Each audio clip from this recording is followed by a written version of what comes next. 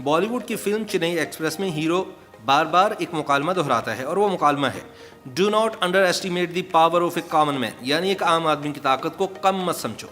बॉलीवुड के बादशाह किंग खान यानी शाहरुख खान की जिंदगी इसी से इबारत है। फिल्म दीवाना से अपने फिल्मी करियर की इब्तिदा करने वाले अदाकार के बारे में शायद ही किसी ने सोचा होगा कि वो एक दिन बॉलीवुड पर राज करेगा। शाहरुख खान ने गुज़िश्ता दिनों नेटफ्लिक्स के प्रोग्राम में भी इस बात का एतराफ़ किया है कि उन्होंने कभी नहीं सोचा था कि वो सुपरस्टार बनेंगे। उन्होंने कहा कि उन्हें लगता है कि जैसे कोई ख्वाब हकीकत में तब्दील हो गया हो। बॉलीवुड में जहां दिलीप कुमार, देवानंद, राजेश खन्ना और अमिताभ बच्चन जैसे नुमाया लोगों का तूती बोलता रहा हो, वहां एक आम सी शक्ल वाले घोड़े की उनकी तरह सीधे और खड़े बालों वाले सांवले से 5 फीट 7 इंच कद वाले अदाकार का कद इतना बुलंद होगा ये किसी के वाहम गुमान में भी नहीं था। उस वक्त दीवाना फिल्म देखने वालों ने जो चीज़ मुख्तलिफ महसूस की वो शाहरुख का एनर्जी लेवल था।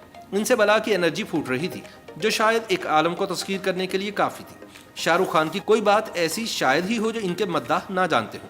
शुरू में हकलाहट का शिकार रहने के बावजूद अपनी हाजिर जवाबी के लिए नाम कमाया और इनकी शक्ल और अदाकारी में जिस कदर बेहतरी आई इसका मुकाबला सिर्फ सैफ अली खान ही कर सकते हैं। शाहरुख खान को फिल्म इंडस्ट्री में आए हुए 25 साल से ज़्यादा हो चुके हैं, लेकिन वो अब तक नौजवानों का किरदार अदा करने के लिए तैयार है। दीवाना फिल्म के बाद सन 1993 में आने वाली फिल्म डर ने बॉलीवुड में शाहरुख के कदम जमा दिए। इसमें शाहरुख ने एंटी हीरो के रोल के बावजूद सारी तारीफों तौसीफ बटोर ली, जिस तरह कभी फिल्म अंदाज में दिलीप कुमार ने राज कपूर पर सबकत हासिल की थी। इसके बाद उनकी फिल्म बाजीगर ने यह बता दिया कि इंडिया को एक नया सुपरस्टार मिल गया है। अगले साल यानी 1995 में जो फिल्म आई उसने फिल्म इंडस्ट्री के कई रिकॉर्ड तोड़ दिए। इस फिल्म का नाम दिलवाले दुल्हनिया ले जाएंगे था। फिल्म का मुख्तसर DDLJ कहा गया और फिर शाहरुख खान ने मुड़कर नहीं देखा।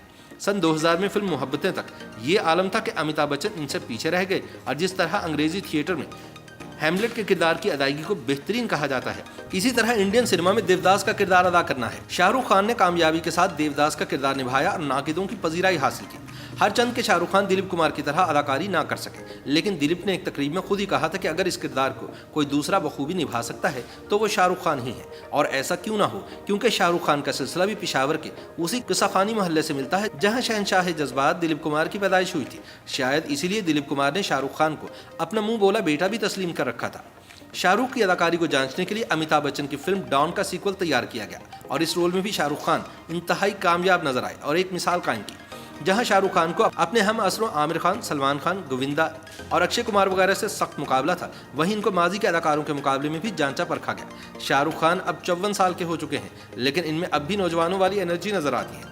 नेटफ्लिक्स के जिस प्रोग्राम में शाहरुख खान शामिल हुए उसका नाम है my next guest needs no introduction और ये बहुत हद तक दुरुस्त है कि वो तारुफ के मोहताज नहीं है।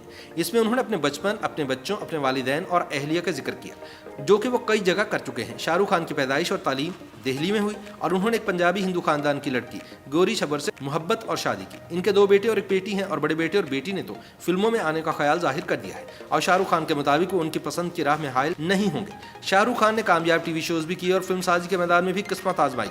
यहाँ तक कि इन्होंने इंडियन प्रीमियर लीग में भी एक टीम कोलकाता नाइट राइडर्स खरीदी, जिससे क्रिकेट के खेल से इनके बचपन की वाबस्तगी झलकती है। शाहरुख खान अब तक 80 से ज्यादा फिल्मों में काम कर चुके हैं और इन्हें दर्जनों एजाजात से नवाजा जा चुका है। दुनिया भर में इन्हें करोड़ों अफराद जानते हैं। सोशल मीडिया पर भी इनकी जबरदस्त फॉलोइंग है। वो वज़ीर आज़म नरेंद्र मोदी के बाद ट्विटर पर इंडिया के सबसे ज्यादा फॉलो किए जाने वाले शख्स हैं। शाहरुख खान कई बार तनाज़ात का भी शिकार हुए। एक मैगजीन के एडिटर के साथ इनकी नोकझोंक ने इन्हें एक दिन की हिरासत में रखा था। ये मामला फिल्म माया मेम साहब के हवाले से था। इसके अलावा गुज़िश्ता दिनों जब समाजी मसाइल पर इन्होंने जुबान खोली तो इन्हें बड़े पैमाने पर टूल किया गया और इन्हें पाकिस्तान जाने का मशवरा भी दिया गया।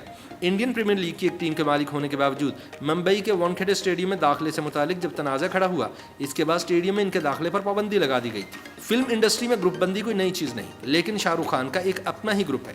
एक ज़माने तक सलमान खान से इनकी रंजिश बहुत आम रही, लेकिन गुज़िश्ता चंद बरसों से वो दोनों एक बार फिर से दोस्त हैं। शाहरुख खान की काजोल के साथ जोड़ी को बहुत सराहा गया, लेकिन वो किसी भी अदाकारा के साथ अनफिट नजर नहीं आए।